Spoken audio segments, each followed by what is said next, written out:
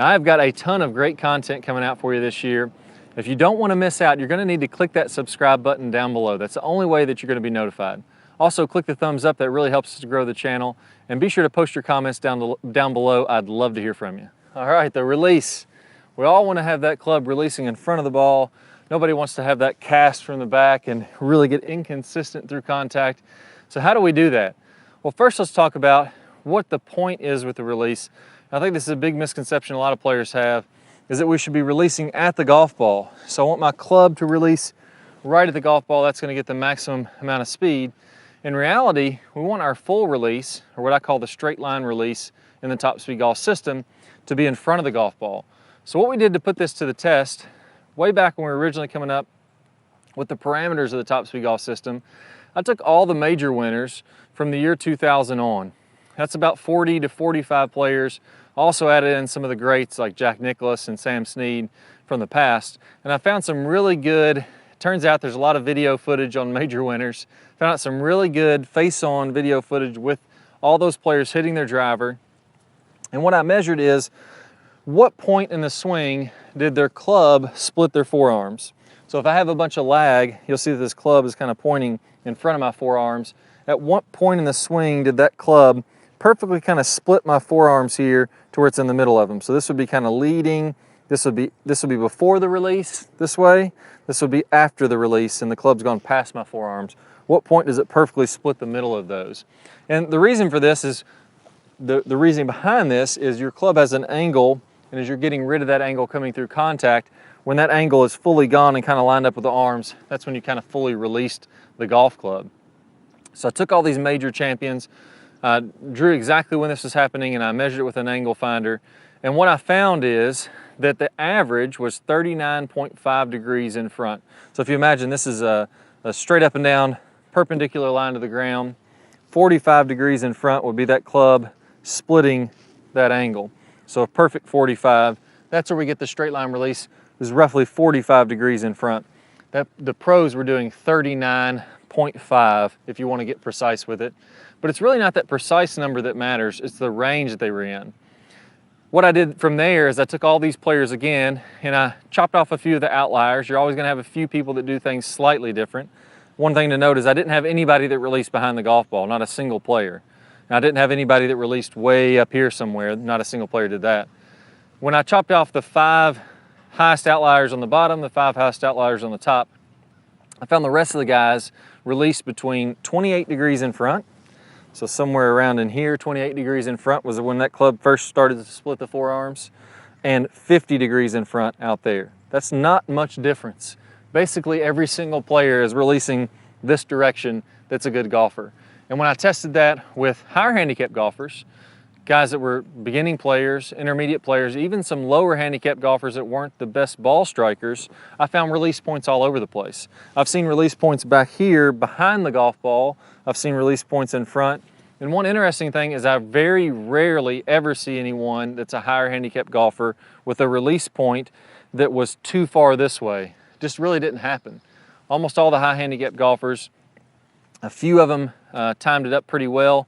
Most of them were well too far back this way. So what does this mean? Well, it means most players are just simply releasing way too far behind the golf ball, trying to get that idea, again, of releasing at the golf ball to get all my swing speed here.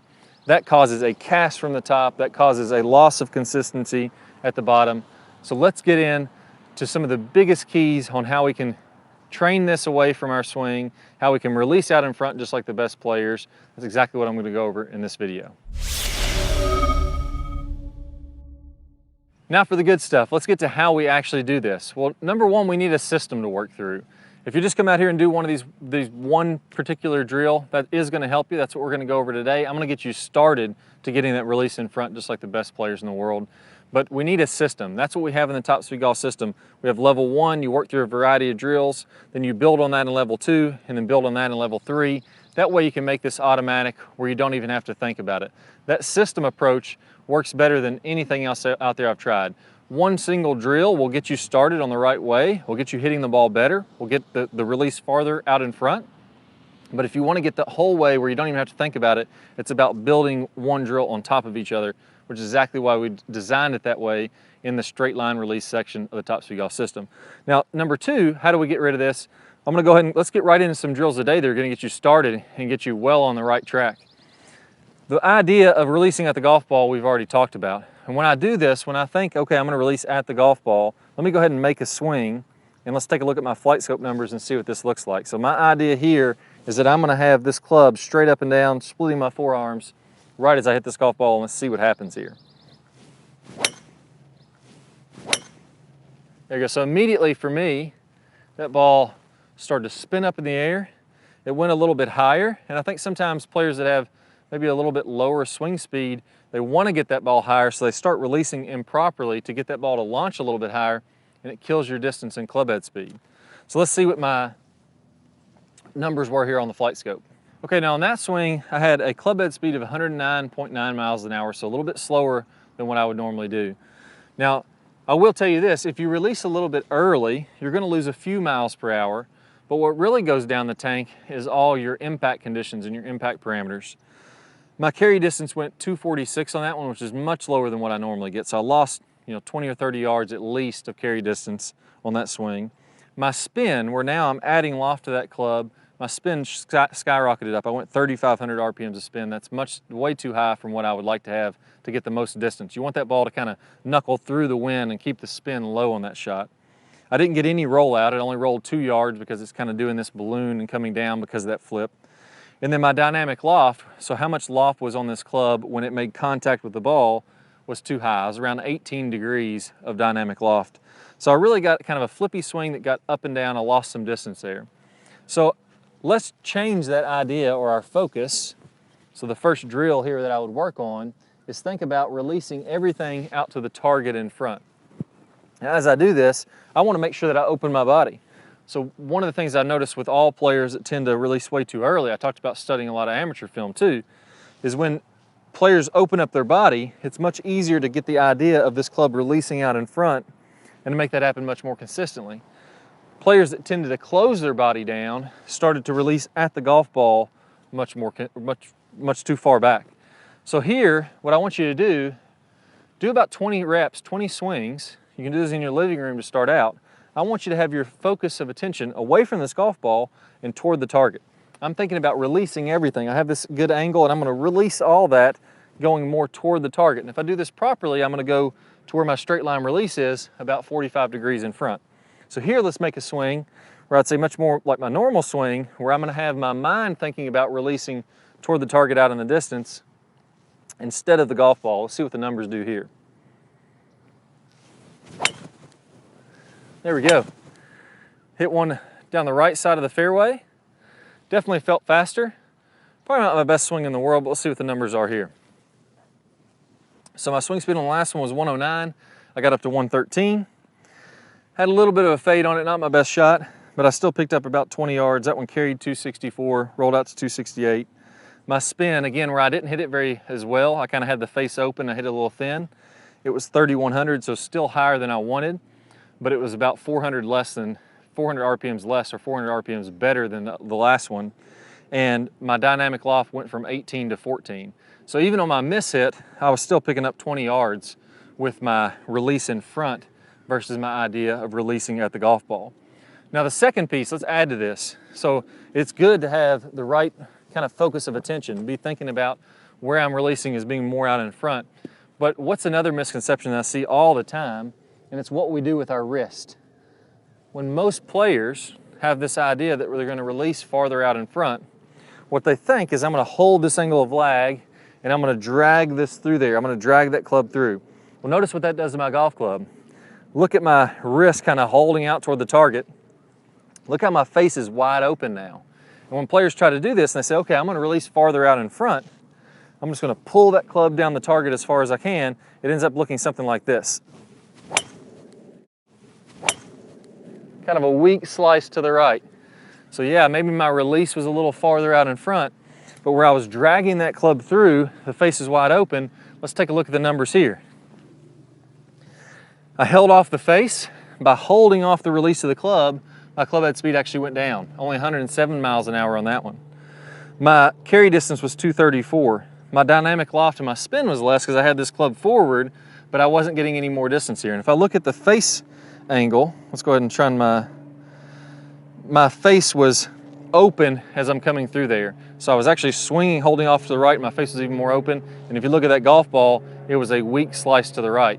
So that's usually what I bet you had probably found in the past. You try to release farther out in front, you hold this club off, hold all the slag, and all of a sudden you get a terrible shot. But here's what we need to be thinking about. I want to go ahead and release this wrist. I want this wrist to go ahead and be turning on over. I don't want to hold that off. But instead of my wrist releasing at the golf ball, I'm now thinking about everything releasing here in front. So if you look at all the top pro players, as they're coming through the shot, you'll notice as they swing on through, that left wrist is actually cupped quite a bit. See how that's broken down there and cupped? I'm not doing this and holding that off this way. I want to go ahead and release that golf club. So two motions are happening with this. Number one, I'm going to think about this would be the flexion of my left wrist and extension of my left wrist. So I'm getting this kind of motion where I'm letting the golf club release, I'm letting my wrist release, but in my mind, I'm visualizing that wrist release out in here somewhere. So if I hold off on this, not going to be any good. If I let that wrist go ahead and whip on through, it's going to be much better. I can let that face square on up and turn on over. My face is still wanting to release, it's just releasing out in front. So the idea of holding off on the golf swing, it's really just not going to work. Your swing speed's going to go down, the ball's going to slice to the right, it's not going to be any good. We want to go ahead and release this wrist as fast as you can, but again, the idea needs to be straight line release on out in front, really let that club whip on through there, get as much swing speed as you can. So now finally, let's go ahead and do one the right way. In my mind, I'm thinking release as hard as I can, get this club to go. No hold off at all. I'm actually releasing that as fast as I can in front. And let's go ahead and see what we do when we pair this together.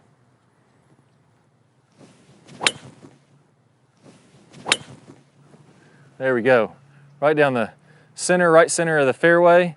Hit that one really nice, definitely farther than the last ones. Probably carried it a good 20 yards, 30 yards past some of the other ones. Club head speed is 114, so I got a nice boost there. Carry distance went up to 280 from 240 for 40 yards longer. 286 total, 2,500 RPMs of spin, which is right where I want to be. And my launch angle, or my dynamic loft, the loft on my face was 14 degrees. So all better numbers when we're thinking about releasing in front. So to recap, what are the two things? Number one, my focus of attention has to be toward the target. Just like the pros, everybody's releasing somewhere in this zone, and we've tested it with the best golfers in the world on video. Number two, I can't be holding this club off. This wrist has to go ahead and release.